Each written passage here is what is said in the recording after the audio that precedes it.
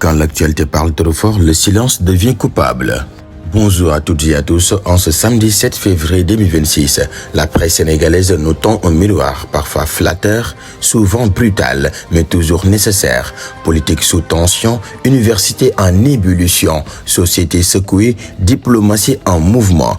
Ouvrons ensemble la grande balle des faits avec sérieux, élégance et ce soupçon d'ironie qui nous aide à respirer. C'est parti. Haïti ñu dem.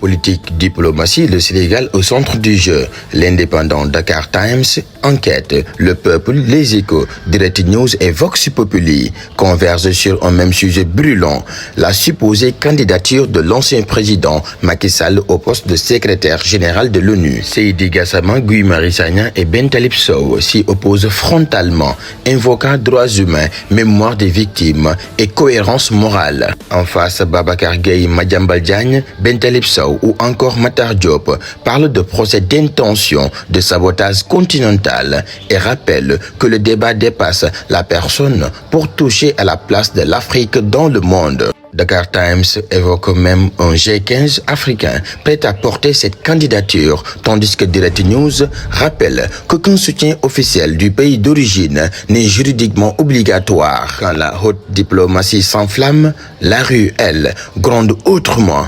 Haïti ñu dem.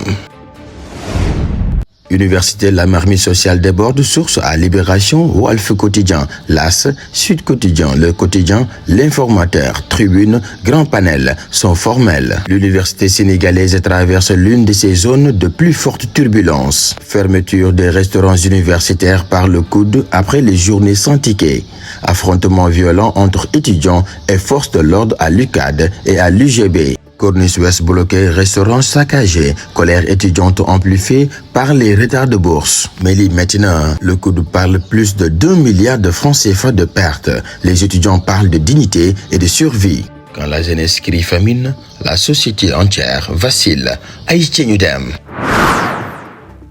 Fait de société, l'Observateur, Libération, Tribune, Source A, Rewmi, L'Info, lève le voile sur des affaires glaçantes.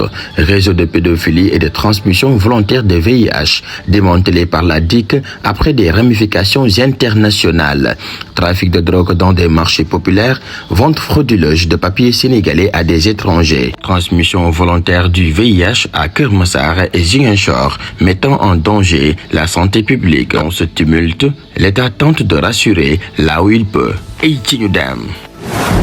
Économie et développement, les chantiers de l'espoir, le soleil Subatel, le Parlement L'As, Les Échos mettent en lumière l'action gouvernementale. Avancée du tronçon routier qui dira Bakel, mise en service de la centrale solaire de Ségoukoura, engagement fort à Tambacounda, route santé, autonomisation des femmes, discussion avec la Banque mondiale sur dette, énergie, agriculture et numérique.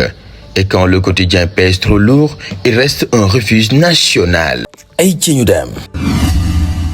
Le sport. Le dernier souffle, le dernier espoir. Record Tribune Sport, Rewmi Sport Plus, Vox Populi. L'éveil ferme la marche. Sadio Mané toujours décisive en Saudi Pro League. Reste dans le tempo. Habib Beye au cœur d'une polémique à Rennes.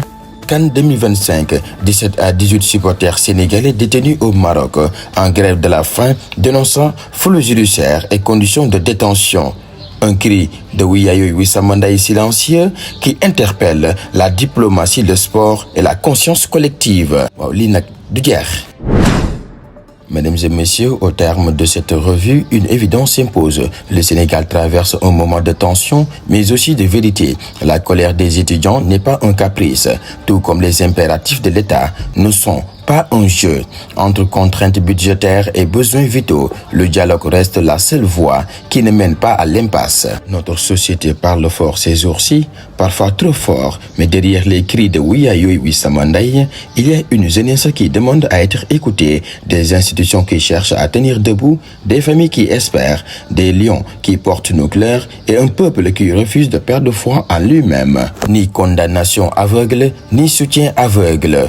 seulement un appel à la responsabilité collective, à la retenue, à l'intelligence du compromis. Parce qu'un pays ne se construit ni dans la brutalité, ni dans le silence. Il se construit quand chacun accepte d'entendre l'autre, même quand la vérité dérange. Et au bout de tout cela, une seule exigence demeure, la dignité. Dignité de l'étudiant qui apprend dans l'incertitude, dignité de l'État qui gouverne sous pression, dignité d'un peuple qui refuse de choisir entre la peur et l'oubli.